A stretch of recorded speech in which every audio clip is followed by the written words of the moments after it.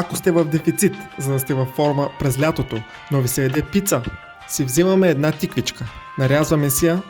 Ако искате да видите реално как режа тиквичката, моля абонирайте се за канала ми, за да мога да си купя GoPro камера и да са ми свободни и двете ръце.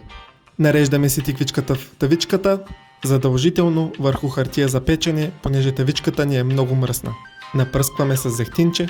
Пръскачката може да я намерите в линка в описанието. От Тему с промокод Готвача92. Малко сол, малко черно пиперче и пъхаме в загрята фурна. Взимаме едно доматче. Докато нарежем доматчето за около 15 минутки, тиквичките вече са готови за вадене. Взимаме си пилешки гърдички и си нареждаме върху тиквичките.